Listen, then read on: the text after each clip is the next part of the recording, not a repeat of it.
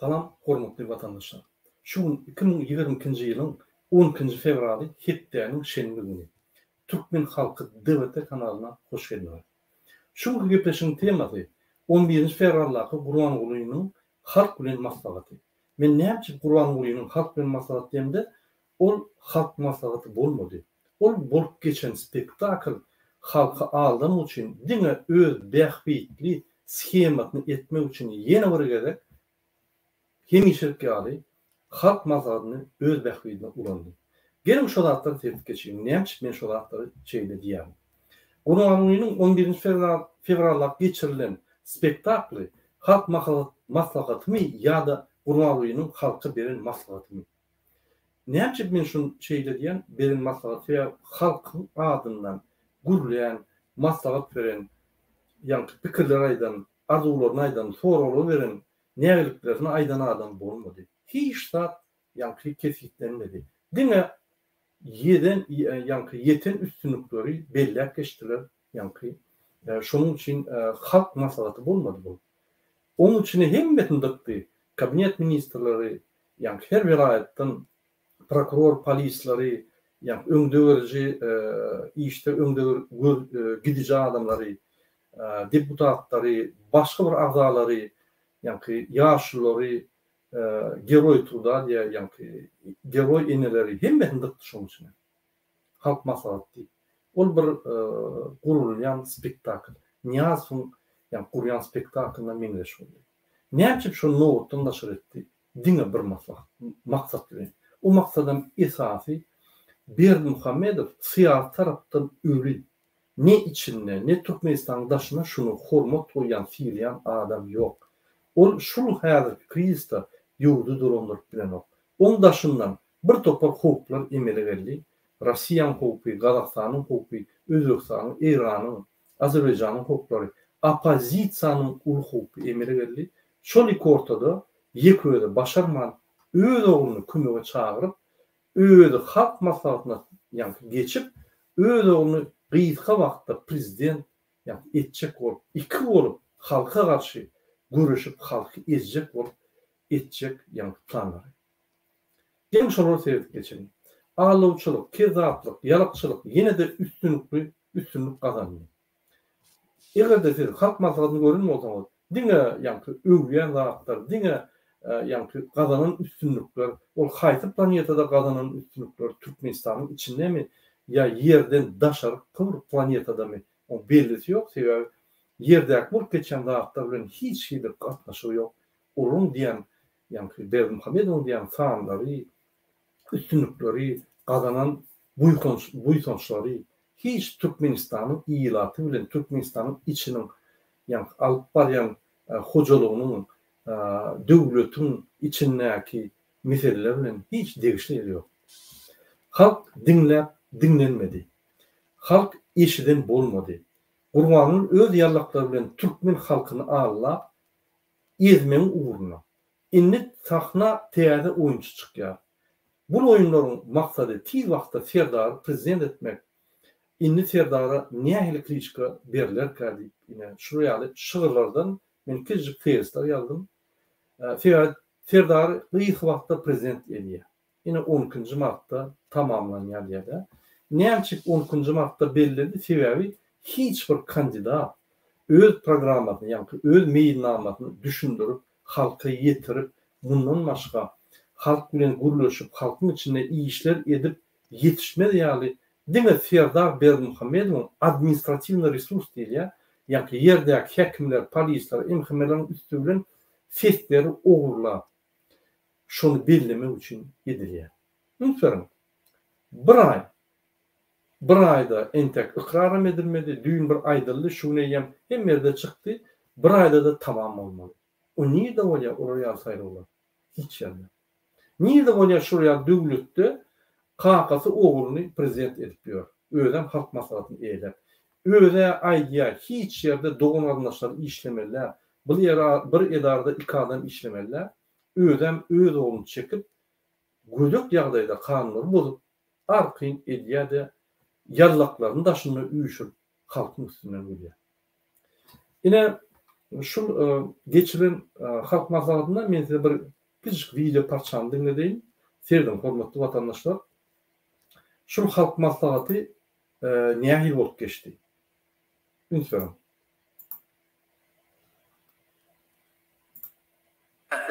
Ilan etmek baradaken buyurun orada. Gol çeksin.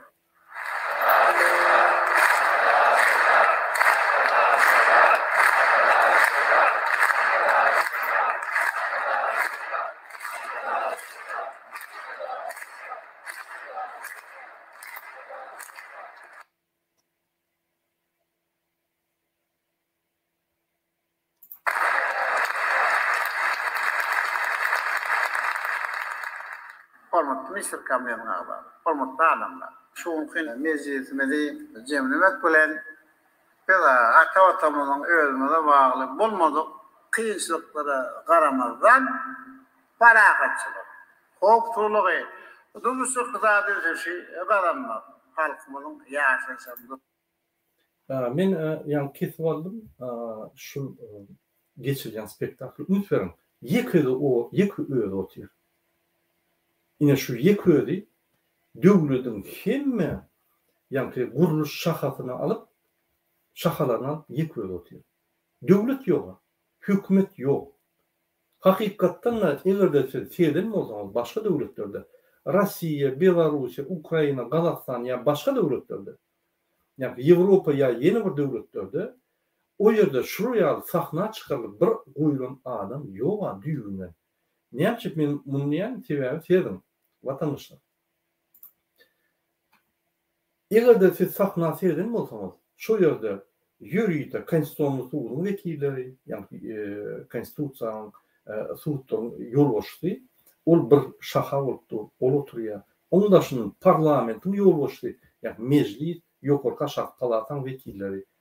Onsoň Türkmenistanyň prezidenti ol oturany goýardy. Ol gelip çykyş edýär-de gidýär. Onun oturyan yeri ýok. Otursa da bir aýratyn üçüncü ýa şaha bolup oturýar. Kabinet ministriniň wekilleri aýratyn oturýar gyrada. Sahnan gapdalyna oturýar. Ýa ular hökümet doludurjy organlar. Ýolbaşçylar, vice-premierler, ýa-ni ministrler. Halky ýa-ni Fesferiýanyň halk maslahatynyň wekilleri, mejlisiň wekilleri aşagda oturýanlar. Bizde oraya diňlik ýok. Bizde konstitusiýanyň esasyny eýýäm şol, ýa konstitusiýanyň bozanlygyny. Diňe öz öňde ýanyna gapdalyna hiç kim bolmaly. Ne ýörende, ne oturany, ne halk maslahaty geçirende. Ünsörüm. Bu halk maslahaty, bu Gurban Ulynyň maslahaty halka. Men şoň üçin Gurban Ulynyň halka maslahaty diýip aýtdym. Belledim şu videony halk maslahaty däl, Gurban Ulynyň halka maslahaty. Şu näme diýse, şuraya boly. Şu ýerde bir işim var, şonam ýa prezident etmeliýdim. 3 tane ýaşul böküp goşamaýdy.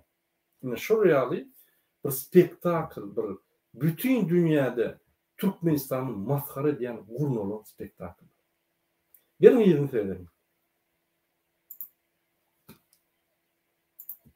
Turmuş derejelerini mundan beýlekde boğulurmak ýoly bilen anamyny öňem bar ýanyny dole suratda aýdyp biler.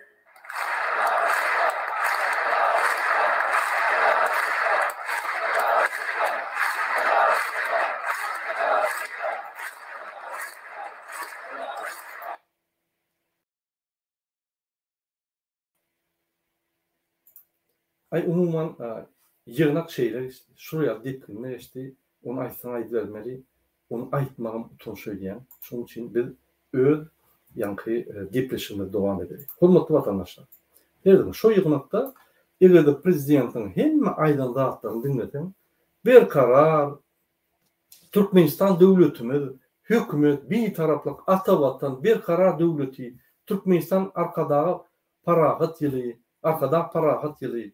Her vilayetin gazanan üstünlükleri, maliýeleşdirmek, maliýe goýumlary ýene-dijeleri, şonuň alınıp barşy, koronavirus meselesine wajyp üns berildi. Galla boýunça hasalarny we meýilnamalary ýerine ýetirildi. Çörek nirde olma. Eger hemme zat ýerine ýetirilen bolsa, çörek nirde. Onuň aýdan her şehir boyunça bir topar problema var, bir topar soru var, onu yatırıp bolýar, yalanlarını görkezip bolýar. Şo ýerde jemlänne her wagt aýdýar, depkin üstünlüklerini kazanıldy, onu buýsanç bilen bellemegini isleýärmi. Ol mümkin şul adam, ukypsy adama buýsanç bilen şul kazanan üstünlükleri mümkin şodur bolýan ýöne bizim halkymyz üçin, ya bizim üçin, ya adekwatny bir psihdial adam üçin ol üstünlükler. Ol kazanılan gaty ilginç neticeler. Men näçip şo neticeler ilginç diýip aýanyny size düşündireyim. Diýelim. Şonun çykyşynda halkym üçin men gulluk edýän, halkyň hal ýagdaýy, halkyň problemalary, halkyň maslahatlaryny aýtmady, halkyň pikirlerini aýtmady, halkdan berilýän sorawy aýtmady. Ine şu ýaly adamlar maňa şu ýaly soru berýärler. Doğrudan şu problema bar eken onu şeýle çözdük. Ya ine koronavirus meselesinde biz awgust aýlaryndan 2020-nji ýylyň sentýabr aýlaryna günne bir nuň adam ölýärdi.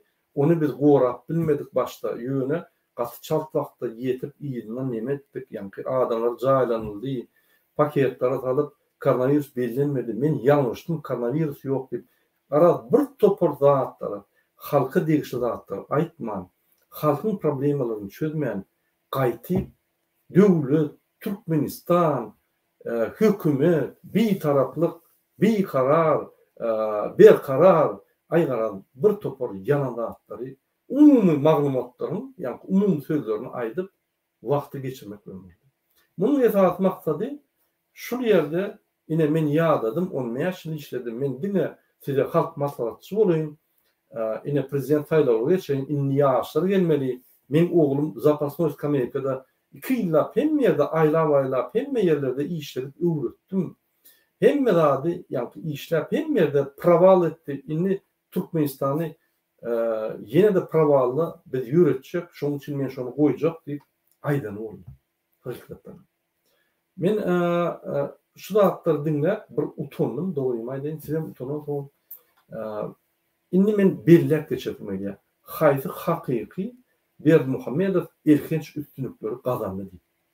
Şol 16 ýylyň içinde. Diýelim. Koronavirus diýip adamlar allap öz ogluny prezident etjek bolup ýollar ýapdy. Türkmenistanda eger koronavirus bar bolsa, ýollar içinde ýapyk bolsa, onda näçe nowatdan naşar kalkmasadyň içinde. Näçe adamlar ýygnýar. Näçe 20 adam koronavirusdan ýani tapyldy, polisler tapyldy. Ýene 36 adam hökümet işgärlerini tapylyp, olary getirmän 56 adamdan 20 agzalar eýem koronavirus sebäpli gelmän soň, o nowatdan naşar kalkmasady bolýar. Sebebi eýem 40% adam ýygyna gatnaşýar. O kalkmasady bolmaýar. Bundan naşary çöregi nowat döredi Türkmenistanda. Beýle zatlar ýokdy. Ine nowat döretdi. Günne uruşuk, günne ýani gyrşýa halkyny. Günne közenýä çörekler ýeteno, käbelerde giren oğum etdiler. O zatlar aýtyp geçmedi. O zatlar elbetde çözmedi.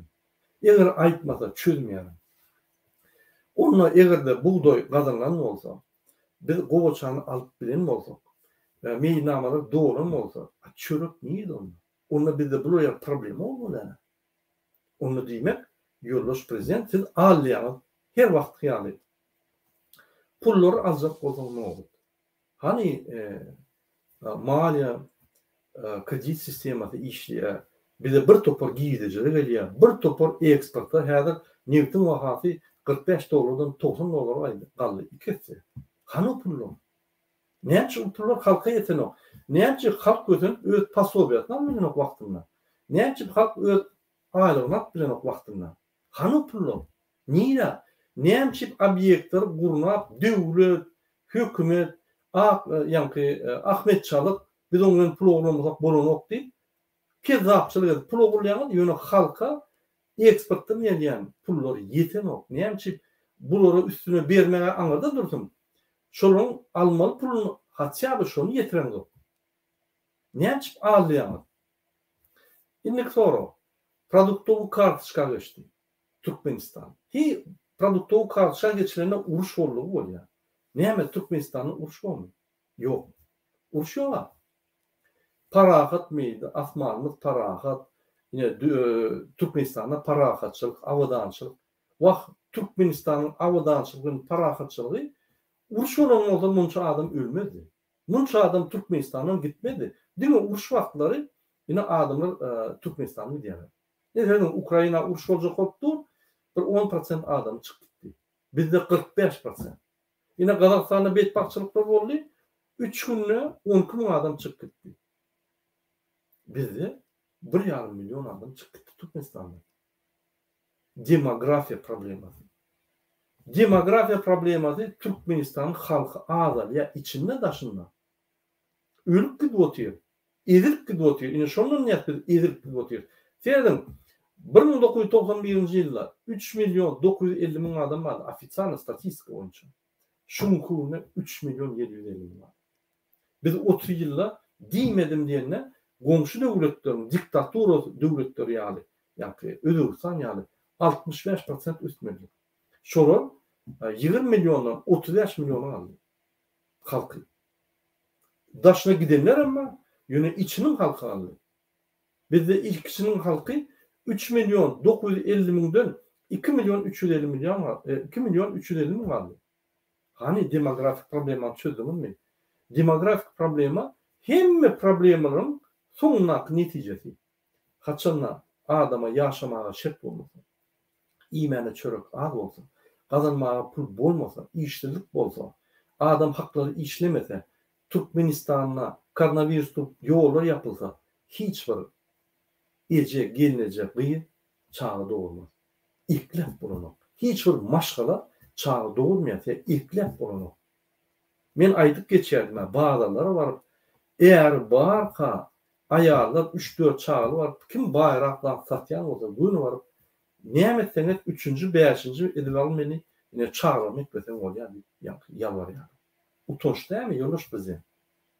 Demografya problematını çözülmeden o gaytip ilginç yerlere soktum. Paraxorluk boyunca aýtsam, paraxorluk edip özüňize aňyr başyna ýetdiňiz. Ondan naşary Türkmenistanyň hökümetini dolu paraxorlugy ýatyryp, korrupsiýa boyunça biz iň öňde barýan döwlet bolýar. Maskara ine şu ýerde. Haçanla diýýämiz, ine opozisiýa maskara diýär Türkmenistany. Näde bolýar? Biz maskara diýýäs. Ine şu maglumatlar Türkmenistany bütün yerde statistika boyunca maskara diýär. Yani Türkmenistan'da korrupsiya hem yerde paraxorluk yattı. Özümüz bilýämiz. İsteni adam bilýär. İstenik ýere barsam çözülýän zatlar çözen oklar diňe paraxorlukda çözülýär. Ine onu siz 100% kaldırdı. Yani siz paraxorlukda, kezaplykda işleýäniz prezident bolmakka, şonuna geldiňiz kezaplyk edip, kezaplyk dowam edýäňiz. Häzirim tiýerdar boýjak bolup kezaplygy ýene geçip oturýar. Öňüm etip barýaňyz ýöne in ritmi mundan meter yani uğurtlayan. Pasportları uzatmak boyunca Türkmenistan'ın daşındaki grajdanları hasap etmeyen, adam hükmünü görmeyen, pasportlarını uzatmak gayet nelegal yağdaya sokup 45% halkın işini gördünüz. Hani şu halk maslahatta neymiş faydan okşunu? Neymiş halk maslahatının vekiller bilyer, olur ne başka planetada yaşayanlar mı? Ya başka planetadan uç gelen adamlar mı? Neymiş faydılmadı? Neymiş çözülmedi? Neymiş şu mesele koyulmadı? Raşid Meredov ağzının olup bir topor biz yankı beylik devletlerinin hizmetlaştık kurduk. Aratına şaştık deyip gürlüye bolayım. Beni yeni burada yani şular diğer hükümetin elementlerini yankı oynattığı halk deyip fikremeden okur. Halkın ardıları bilen, halkın problematı bilen yaşan okur şunu. Dine paraxorluk edip TV aylıkları oğlap gidip otuyorlar.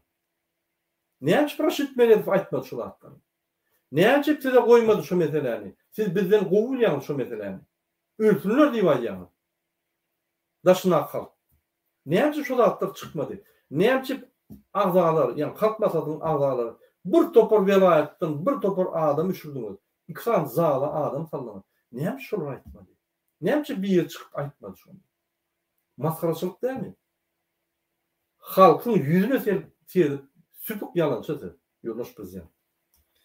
Indi daşynlaky ýollar açamak. İçindäki ýapyldy. Ya prezident öz oğlunu prezident etmese açmaýar. Gorkýar, gaty gorkýar halkyndan. Häzir prezidentlikden gitdi.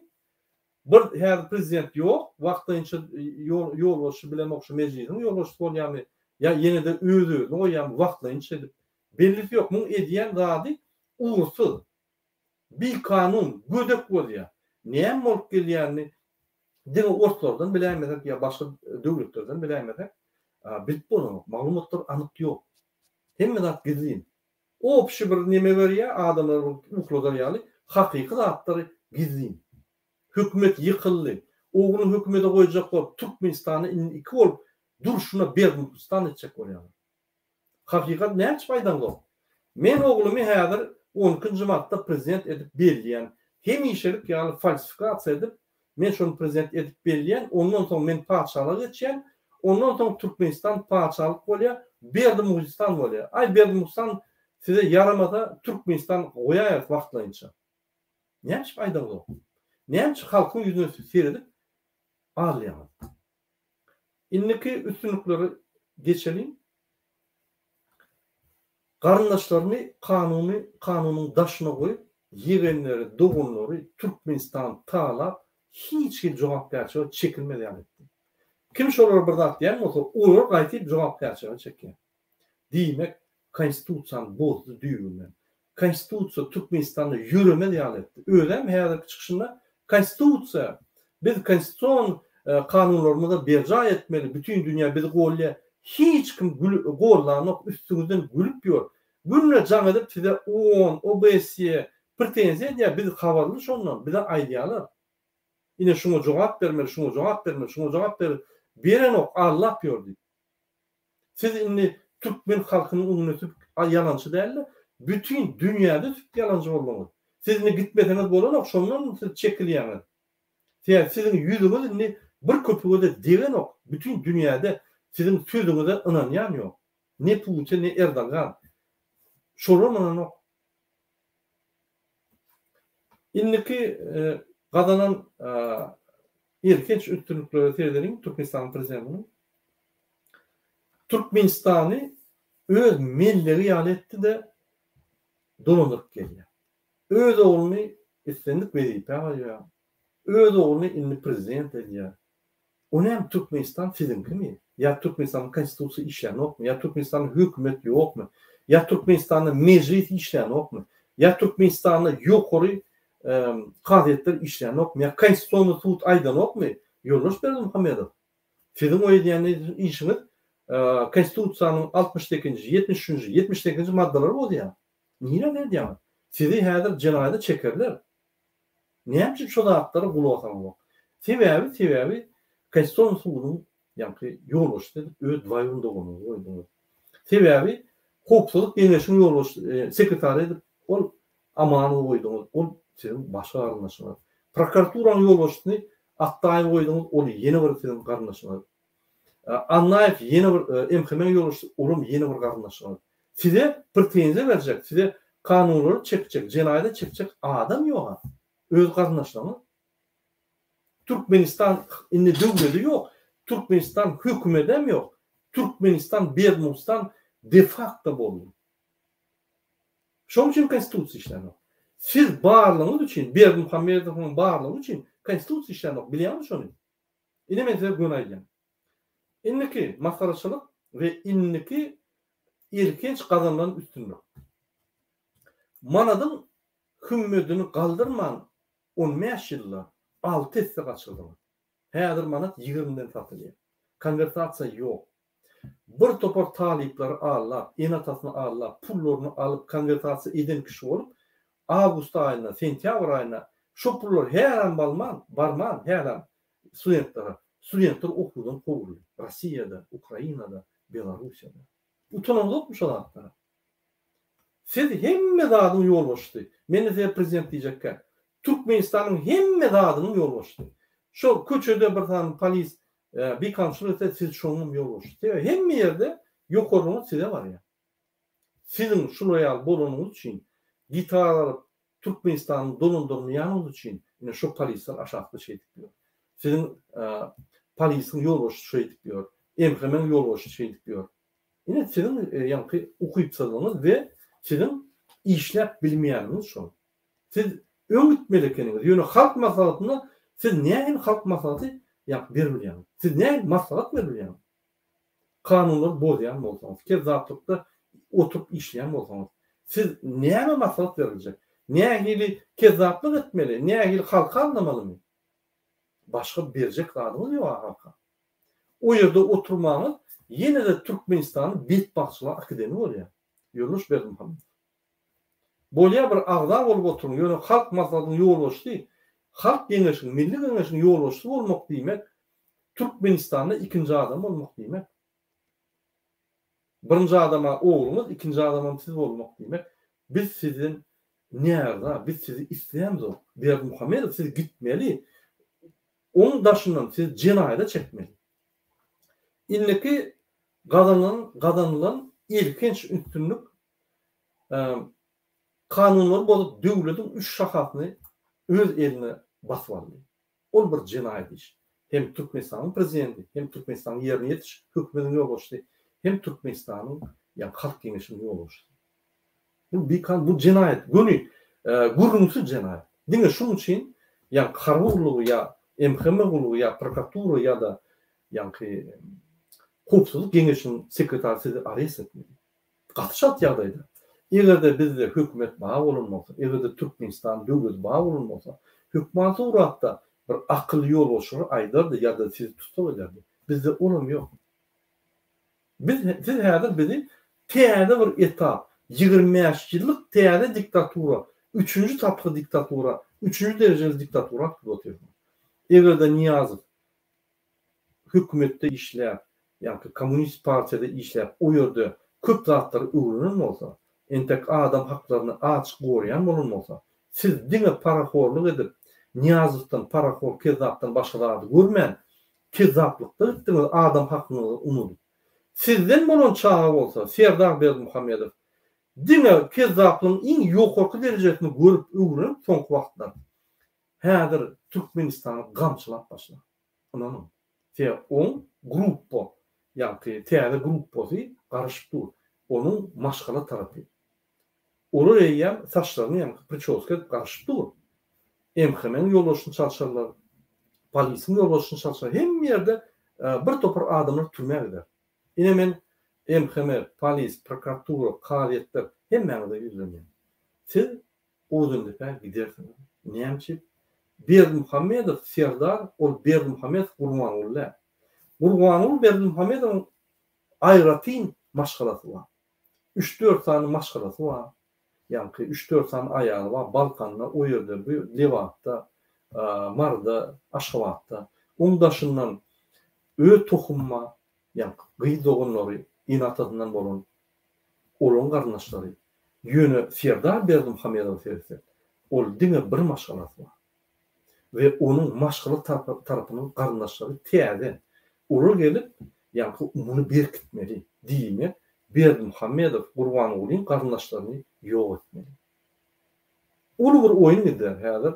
Doğunları bilen yegenleri Berdimuhamedov Serdar'a çodarlar. Şu vakitte bul olsa hem emheme hem polis kulukları çalışıp olur atak eder. Çalışanlar olsa siz bir yöne uçup gidiyor. Yine mesela düşünür yani.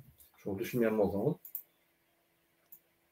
İndiki Gurbanul Berdimuhamedov'un kazanan ilginç üstünlüklerine tevfik geçelim. Türkmen halkına kömek etmeyenden gaytip daşından ölüp durma adama, yaralsız adamları içine salmanı qadağan etti.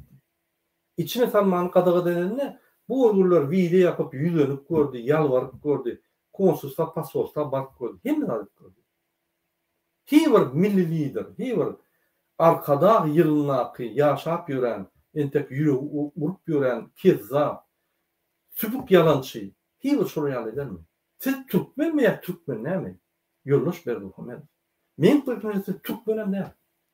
O ne yedi Türkmen halkının içinde doğulup, Türkmenin howasyny, suwuny, topragyny ýaşap, çöregini ýyp, bunu ýaly öz watandaşlaryny gynap, helak edip, maskara edip ýörseňiz daşynda. Bolýa pasportlary ýok, bolýa ýola ýapyly. Öljek bolýan adamlar salany ýok. Ine men size bir mysal getireyim. Şu ýerde çeçenler ýaşaýar. Kadyrow diýen bir diktator var. Şonuň görüşi öz halkyna garşy.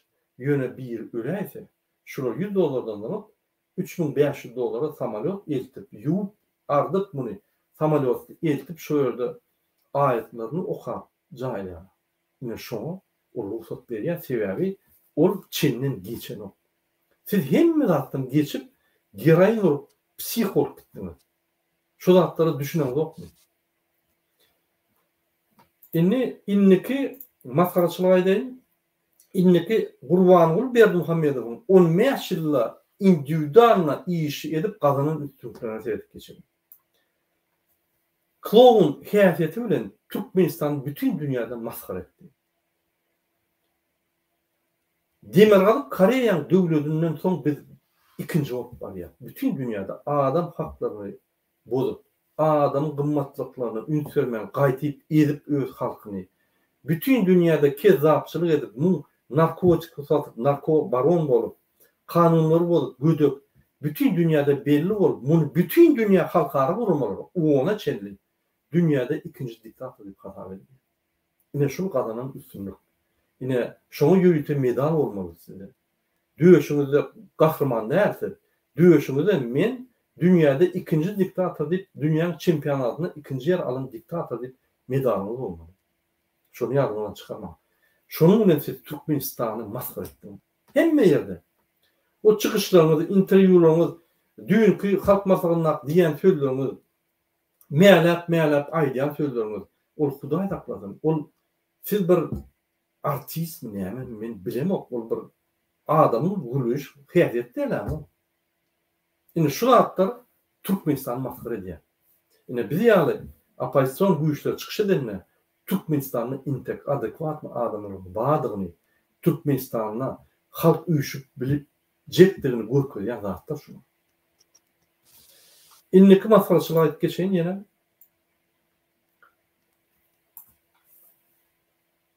Inniki maskaraçylyk Berdimuhammedow şu zatlary bilmem. Öz tohumyny öňe goýup ýene hereketler edýär. Men bir daha daýdyn, Ýoldaş Berdimuhammedow. Siz ukypsyz, akylsyz, düşünükli ýöne men size bir maslahat bereyim.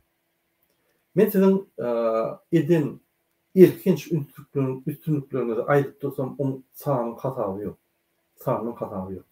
Ýöne men size bir zat belläp geçeýin. Serin. Türkmenistanyň demokratiýa ýeňýär. Bütün dünýäde ýeňýär.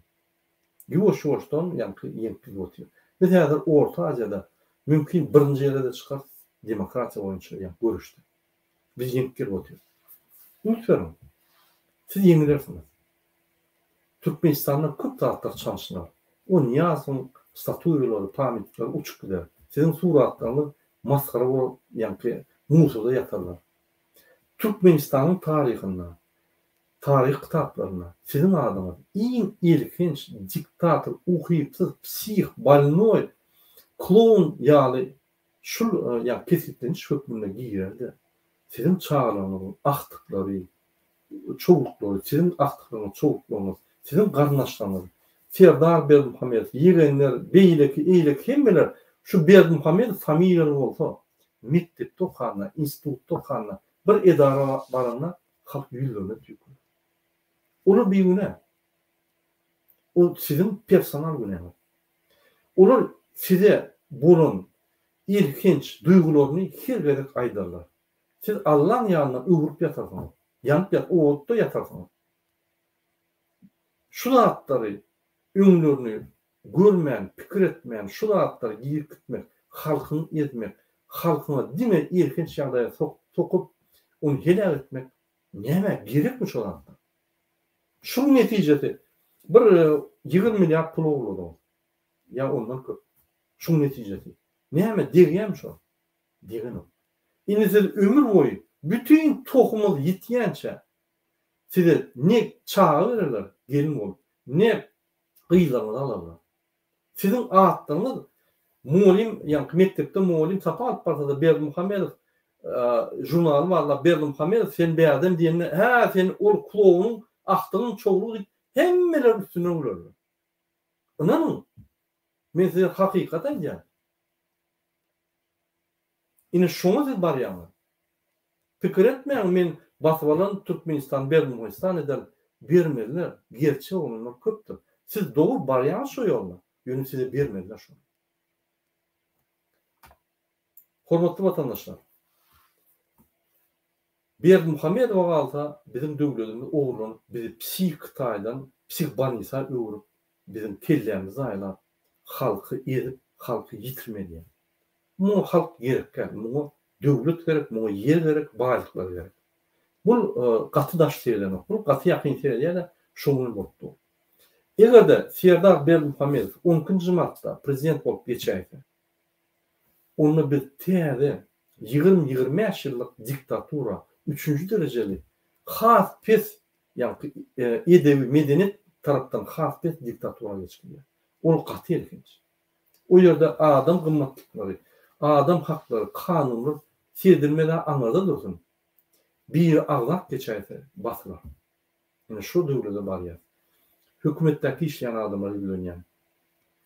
Ýa-ni halk maslahatına taşıyan, meclise katnaşan ağalara aýdýan, sizin edýän uly bir ýalňyşyňyz Türkmenistan halky üçin gaty uly bir erkinç ýagdaý görülýär we gaty uçkur etdi. Biz bütün dünýäde maskara bolup, biz goňşy döwletlerde maskara bolduk. Biz ýaly ýa-da diktator döwletleriň içinde de biz maskara bolduk. Bizi mızhar hükmünü okuyan, Türkmenistan uzak bolýan. Diýär Türkmenistany bir kanun ýagdaýa, Türkmenistanyň konstitusiýasyny bozup, ýama, depkilep ýören psih balnoy dolandyryp, ine şonu mızhar hükmünü okuyan. Ine şu gadanyň üstünlükde. Şoň üçin o spektakl edenleri, ol uwudan zatlaryny siz özüňiz üçin edýäňiz. Halk üçin ýöne uhladyr ýa-ni ağladyr ýa-ni. Hormatly vatandaşlar, indi men size bildirýän. Niýede bolsa 2007-91-de ýatyk galdyk. 2006-da ýatyk galdyk. Ýa-ni Niýaz Ören'de. Ine şu wagt taryhy çatyr. Ýatyk galma. Herkede girin. Men hiç zat et bilemek, aýyny boljagy boldy. Diýseňiz hiç wagt bolmaz. Ýöne. Ananam. Bir adam yok men görüşjek, ölýänçem gitjek, görüşjek, bolýar şu diýse, bolýar şu. Ine mysal ýetirýin. Sen öňünde ýatýarsyň. Ay hiç zat bolanok diýip, hiç zat. Men işe gitjek, iş tapjak, işlap başlajak diýsem, tapýan, işleýän, pul getirýän, goýaşak başlar. Ine bolýar. Şolum şolýanda, anam. Bolmaýar diýip, sizin kelläňizde bu Türkmen döwlet bir taraplyk, bir karar, hökümet diýip sizin kelläňizde ýa-ni monster döwlet gorkýar. Döwlet ol biz, halk. Türkmenistanyň gerban, Türkmenistanyň baýdagam, Türkmenistan döwledem, Türkmenistan hökümetem hiç zat. Halk bolmasa, halk ýok bolsa hiç zat. Ýadyňyza çykarma. Hemme zadyň baş-başary iň öňündäki zady halkdyr. Ine şoň üçin bilenýär. Oýunyň, dogunlar. Dogulukdan çıkarayım bolun. Daşına keyif edip gezmeyelim, içindeki adamı dogulukta etmiyor. Teyade 3. dereceli doguluğa salacak bolýar. Meýläp ýürenden dogulun başga bir çağa, ola meýlänok mewkaly. Çiburaşka. Onu da düşäýdi hökümet. Onu da Türkmenistan düşäýdi. Onsoň puşman ederler. Şol şansımız boldy, ulanmadyk diýip özüňize sorgaýar. Biz opozisiýa sizi oýandyrmak üçin, size ýol görmek üçin, siz bilen öňe gitmek üçin, riskler almak üçin biz taýýar. Biz her wagtdan hereket etgenýär. Boşun. Devlete boşun gelmete, üstünlük opozisiýanyň ýanky. Alyp barýan herketin saýlan. Şolar boşun. Ýöne oturma. Bir perwaý bolmaň öz watanyňyza. Öz watanyňyz agyr ýagdaýda, dogulukda ýagdaýda bir perwaý bolma. Ol sizin garnaşyňyzda, ol sizin toprağınızda, ol sizin ata-baba mazarlıklarınızda, ol sizin geleceğinizde olmuyor. Ýadyňyza çykarma. Hemme zady biz ol ortalar diýär, profukul diýip. Biz hemme zady bir gerekde häzir ýöne ýitirýär. Näme bizim çağlarymyz günäkärmi? Ýok. Bizim ata-babalarymyz günäkärmi? Ýok. Bizi şu güne getiren, doğurup üstüren adamlar günäkärmi? Howa ýene tam günäkär, aňarsy günäkär, aňarlary görüşdi. Indi bize wagt geldi. Şu ýaly size çiğnep berip hemme zatlar düşündürüp aklymyzy aýlar ýaly. Adam bolmady. Opozisiýa bolmady. Ine düşünüp dur. Munun beterse näme? Oýunum. Dogulukdan çykalyň, bol edeliň. Şu gün saat 20:00 İstanbul wagty bilen biz öz halk maslahatymyzy, hakykat maslahaty geçirýär. Şo ýerde siz Türkmenistanyň prezidentini öwüp bilýäňiz, haşet bilýäňiz, söwüp bilýäňiz, ýöne söwmän, ýa-ki edebi sözleri ulanyp kemçiligini aýdyp bilýäňiz, Türkmenistana hökümetine maslahat berip bilýäňiz, öz nägeliklerini berip bilýäňiz. Ine gelin aýdym. Ol siyasi akçadan, ol halk maslahaty, ol halkyň içinden çykýan sözleri Berdimuhamedow eşitinde biz onu parçalap, gysga edip hemme dünýäye ýaradan terjime edip. Şoň üçin size mümkinçiligi bar. Günden göni Türkmenistan prezidenti ýüzlemek. Türkmenistan prezidenti adamyň ajdarhada. Türkmenistan prezidenti özü olmayan girançyk. Anladın? Hiç wagt ýol şol işlemeler adam psihopanoy edip ýa-ki muny hram bilen jadan öňe goýup halkyny edip gelýär. Biz şolardan diýilmeli. Biz şu Berdimuhamedowlardan diýilmeli. Bizimni täze ýol gitmeli. Adat ýoly, adaletli ýoly we din kanunçylyk ýoly. Onda görürsüňiz Türkmenistanyň içinde hemme zat güllap ösüp başlar. Şoň üçin men sizi şu gün geçiriljek İstanbul wagty bilen 20:00 halk maslahatyna çagyrýar. Men şunuň bilen öz çykyşymy gutoýan, hormatly adamlar. Häzir ýene bir çykyşymyz bolar. Men ýalňyşmasam 20 minutdan, 25 minutdan şu kanalda ýene çykyş eder. Timur Serperde bilen Türkmenistanyň halk maslahatynyň netijeleri boýunça bir gepleşýär. Sag bolun hemmäňiz, birinji bilen size hemmäňize jan halk arzu edýän, ikinji bilen azatlyk we adaletlik öýlerinizi höküm sürýär arzu edýär. Sag bolun.